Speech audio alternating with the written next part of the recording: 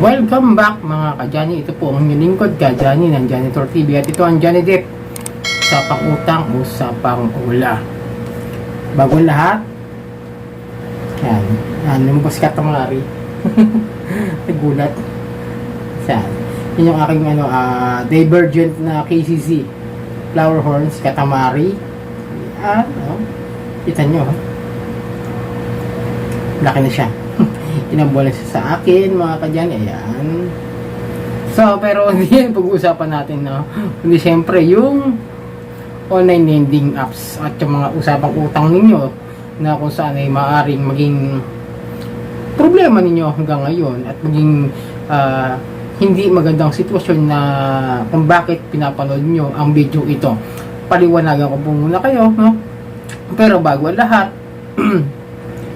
ito po ang inyong lingkod, ka-Johnny na Janitor TV. At ito ang Johnny Depp, usapang utang, usapang ola.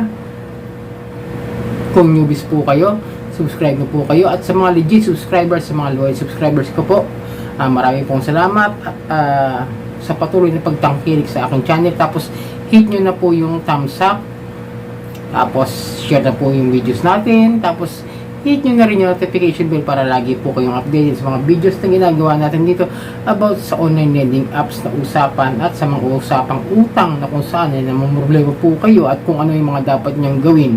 Then paalala lang po ulit kasi may mga message pa rin po ako natatanggap na alam ko naman na problemado kayo dyan, pero hindi po sa lahat ng oras po kasi hawak ko ang cellphone ko lagi, kaya hindi po ako agad-agad nakakapag-reply sa inyo. Pasensya na po, ulitin ko po. Yung iba kasi may experience kasi ako na na sinabi ko naman kung ano yung dahilan kung bakit daw nakakapag-reply agad. May ibang mga victims na nambablock pa na hindi lang nasagot, parang yung galit pa, yung mga gano'n, pasintabi na lang po sa mga ula victims na iba na hindi mo naman po ako yung tipo ng tao ng hawak ko lagi yung cellphone ko maghapon. Pasensya na po kayo. Yun lang po naman ang gusto kong ipaabot sa inyo na kung hindi ko man kayo masagot agad-agad dahil po yun sa sarili ko pamumuhay. Kumaga may personal din po ako pamumuhay sa araw-araw. Hindi naman po ako nakatutok lagi sa ganitong klase ng sistema ng buhay, no? Kung may problema nga kayo, tandaan nyo, sa videos ko na siguro baka masagot ko pa yung mga katanungan ninyo. Baka nandito na sa mga videos ko. Hanapin nyo lang po. Naka-playlist naman po dyan yung sa Johnny Depp, usapang utang, usapang ola. Pero bago ito pong pag-uusapan natin is about dun sa ola na na-revoke na at wala ng lisensya at inalisan na ng lisensya pero nasa CIC pa din. Ano pa ba ang dapat gawin natin dyan? Dapat ba tayong kabahan? Dapat ba tayong matakot? Dapat ba tayong magkaroon ng problema about this situation na accessing entities pa rin or something submitting entities pa rin kahit na wala na po silang lisensya to operate dahil nga binawi na po ng SEC. Ito, kabubukas ko lang po kaninang hapon. Medyo yung may time ako, siningit ko yung pag-research dito sa CIC. Ito yung nakita ko ngayong araw na ito, in line with the mandate of Credit Information Corporation to establish a comprehensive and centralized credit information system for the collection and dissemination of fair and accurate information relevant or arising from credit and credit-related activities of all entities participating in the financial system. The list of entities that are submitting live or actual basic credit data of borrowers to the CIC database is hereby released 2024.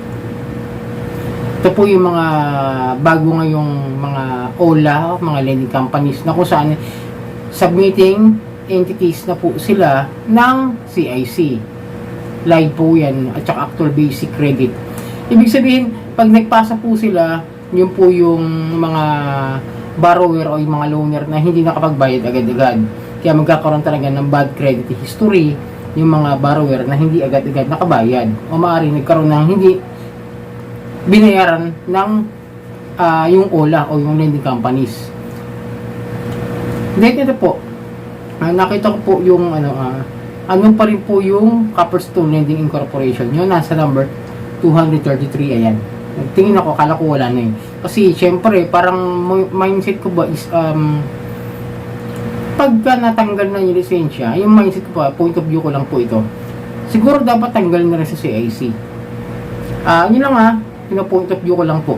Kasi, masisira yung record ng isang tao na humiram dyan, tapos illegal na pala yung operasyon nung mga lending companies na ito o yung mga online lending companies na ito, like itong Copperstone. At ito po yung mga nasa nila, under ng Copperstone, di Quickla, Poco Cash, Blue Peso, Peso Forest, Mocha Mocha, Peso Bupay, and Load Cash. Ayan po, nakalagay po dyan yung 7 ola po ito yata. 1, 2, 3, 4, 5, 6, 7, diba? 7 ola yung under ng Copperstone. So, isa man dyan ay hindi mo bayaran, magiging hindi maganda ang iyong record sa CIC. Kumbaga parang bad credit history ka na.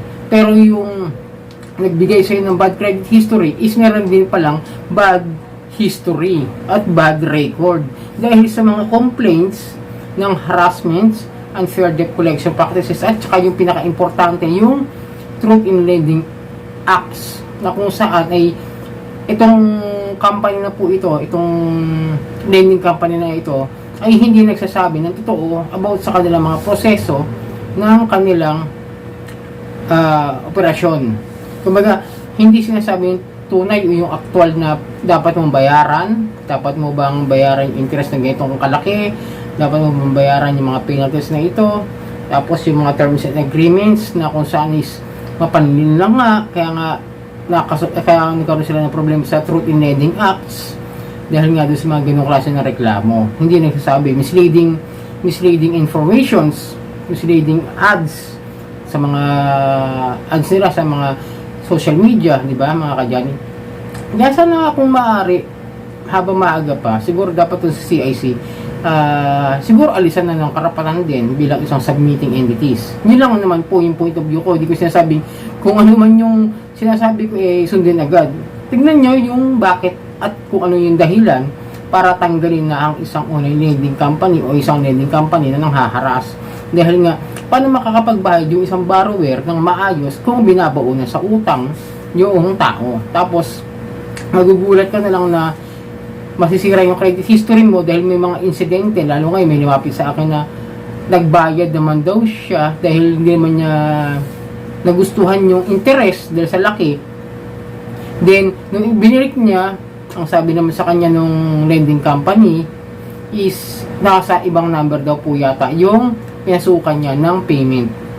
Parang ganun yung lumalabas, diba? May panloloko, may panggagancho doon sa sistema ng lending company na ito. Tapos magkakaroon pa siya ng bad credit history kung sakasakaling submitting entities pa rin siya at saka isang accessing entities sa CIC. Kumbaga parang hindi niya ninahais na kunin yung pera, binirik naman niya kung ano at magkano yung kanya kinuha, magkakaroon pa rin siya ng problema dahil nga pwedeng gawa ng paraan na maging credit history niya is hindi maganda record, or kung sakali man na hindi maging maganda yung kanyang credit history, masisira po siya kahit hindi naman po niya ginusto yung pagkakataon na hindi niya agad nabayaran o hindi naman talaga siya kumuha dito sa lending companies na ito o nagrelo ng something ganun, di ba?